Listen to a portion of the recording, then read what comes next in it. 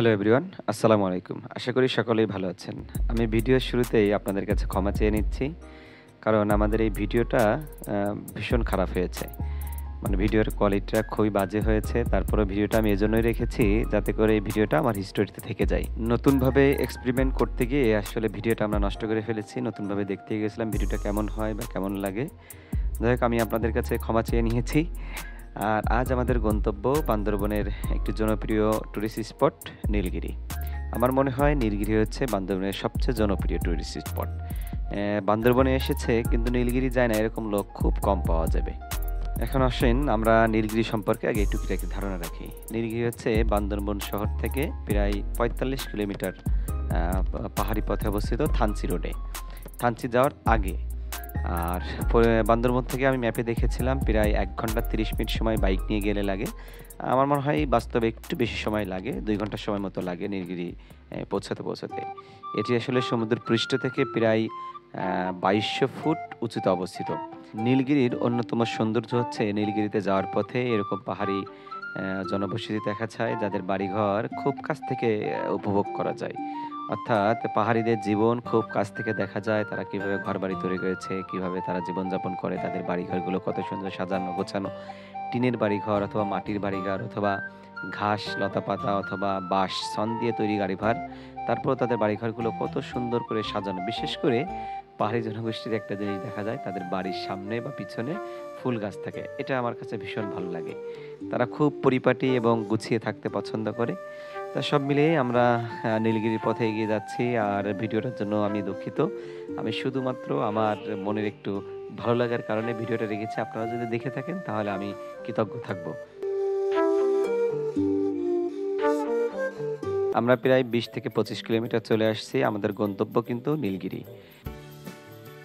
সামনের পাহাড়টা দেখেছেন কি ভীষণ সুন্দর। আসলে এই রাস্তাটাও ভীষণ সুন্দর কিন্তু রাস্তাটা একটু উঁচু-নিচু এবং ভেঙে চুরে গিয়েছিল মানে মেরামত করেছে যার কারণে ভিডিওটা আরো বেশি নষ্ট হয়ে গিয়েছে।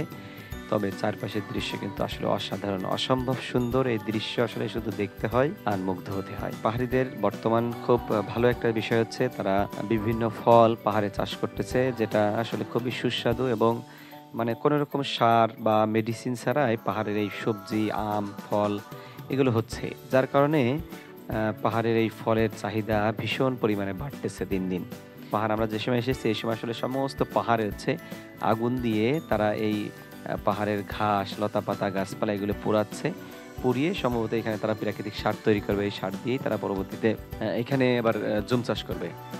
দারুণ সুন্দর এই রাস্তা দিয়ে আমরা এগিয়ে যাচ্ছি। আমাদের গন্তব্য নীলগিরি।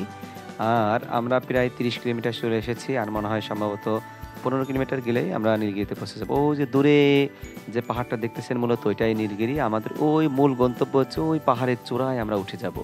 পাহাড়ের চূড়ায় যেয়ে আমাদের নীলগিরি থেকে আবার আমাদের আজকে ফেরার উদ্দেশ্য হচ্ছে আমরা নীলাচল যাবো। নীলাচল থেকে আমাদের আবার উদ্দেশ্য আজকে আমরা চলে যাবো রাঙামাটি। যার কারণে ওই যে দূরে দেখতেছেন যে পাহাড়টাই মূলত নীলগিরি। এটি আমার সেকেন্ড টাইম নীলগিরিতে আসা। এর আগে একবার এসেছিলাম, সেবার এসেছিলাম চাঁদের গাড়িতে করে। দর্শক আমরা কিন্তু নীলগিরি চলে আসছি। কি ভীষণ সুন্দর, কি দারুণ সুন্দর এই দৃশ্য দেখেছেন। এই দৃশ্য আসলে শুধু দেখতে ইচ্ছা করে, দেখতে ইচ্ছা করে আর দেখতে ইচ্ছা করে।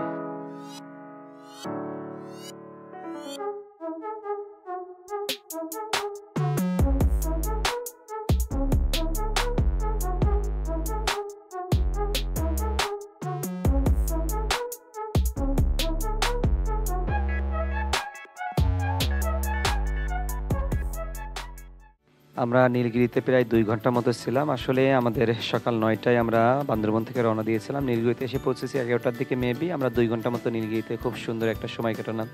দারুণ সুন্দর কিছু মুহূর্ত কাটালাম। চারপাশটা দেখলাম, কিছু ছবি তুললাম। সব মিলিয়ে অসম্ভব সুন্দর লেগেছে, ভীষণ ভালো লেগেছে। তবে একটু কৃত্রিম মনে হয়েছে। প্রাকৃতিক থাকলে আরো বেশি ভালো হতো। যাই হোক আমাদের এখন উদ্দেশ্য আমরা নীলাচলের দিকে এগিয়ে যাচ্ছি। আমরা কিন্তু এখন নিচে নামছি। মানে নামছি প্রায় ২২০০ ফুট উপরে উঠেছিলাম। আমাদের এই যে নীলাচল আমরা পৌঁছে গিয়েছি। ওই যে দূরে দেখেছেন ওইটা মূলত বান্দরবন শহর। যাই হোক ভিডিওটা আমরা এখানেই শেষ করছি। সকলেই ভালো থাকবেন। আল্লাহ হাফেজ।